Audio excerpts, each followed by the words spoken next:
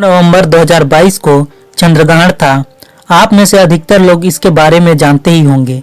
सारे न्यूज़ चैनलों में इसके बारे में बताया गया था और ये कोई साधारण चंद्रग्रहण नहीं था बल्कि ब्लड मून था।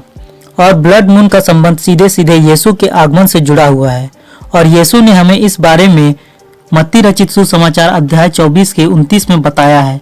वहाँ यीशु ने साफ साफ एक चिन्ह दिया है कि उन दिनों के संकट के तुरंत बाद सूर्य अंधकारमय हो जाएगा, चंद्रमा प्रकाश नहीं देगा, तारे आकाश से गिर जाएंगे और आकाश की शक्तियां विचलित हो जाएंगी। तब आकाश में मानव पुत्र का चिन्ह दिखाई देगा। पृथ्वी के समस्त राष्ट्र छाती पीटेंगे और मानव पुत्र को अपार सामर्थ्य और महिमा के साथ आकाश के बादलों पर आता हुआ देखेंगे। और इसी प्रकार प्रेरित चरित्र में लिखा है, प्रभु के महान तथा प्रकाशमान दिन के आगमन से पहले सूर्य अंधकारमय और चंद्रमा रक्तमय हो जाएगा।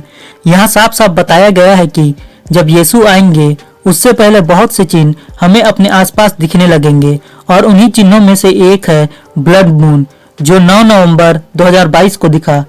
अब इस प्रकार का चंद्रग्रहण 3 वर्ष के बाद होगा।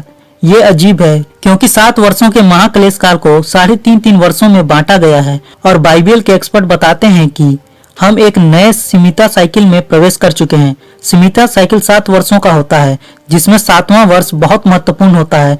जो पिछला सीमिता वर्ष था वह 7 सितंबर 2021 से शुरू हुआ था और 25 सितंबर 2022 को खत्म हुआ। इन रिसर्चरों ने बताया कि यह जो सीमिता वर्ष होता है उनमें बहुत बड़े बड़े कार्य हुए हैं, जैसे वर्ल्ड वॉर की शुरुआत या अंत होना या अचानक से इकोनॉमी गिरना। और देख लीजिए, यनुका सलोमो यहूदा बेन डेविड भी लगभग इसी टाइम पर इजराइल में रिवील हो रहा है, जिसे भावी एंटी क्राइस्ट माना जा रहा है। आप स्क्रीन पर उनकी रिसर्च को देख सकते हैं। और मैंने भी जब कोविड नहीं आया था तब इसी प्रकार की रिसर्च काफी पहले कर रखी थी। मैं खुद भी आश्चर्यचकित हूँ क्योंकि मैं उस समय सीमिता साइकिल के बारे में नहीं जानता था, लेकिन आज मेरी पर्सनल रिसर्च और कुछ रिसर्चरों की रिसर्च करीब करीब एक जैसी ही है, हूबहू मिलती हुई दिख रही है। बाइबल में सच ही कहा गया है कि अंतिम दिनों में मैं तेरे पुत्र पुत्रियों पर अपना आत्मा उतारूंगा, जिससे वह दिव्य दृश्य देखेंगे और भविष्यवाणी करेंगे।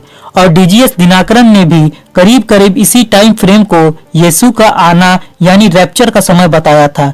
इसके बारे में हम किसी और वीडियोस में चर्चा करेंगे। और आपको बताना चाहूंगा कि 9 नवंबर 2022 को ही जब ब्लड मून था तभी धरती भी कांप उठी थी।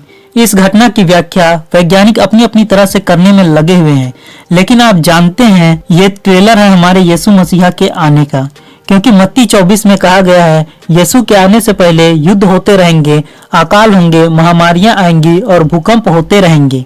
और जो 25 सितंबर 2022 को जो सीमिता वर्ष समाप्त हुआ, उसके बाद रिसर्चर बता रहे हैं कि एक नए ही सीमिता वर्ष का आरंभ हुआ है जो काफी महत्वपूर्ण है।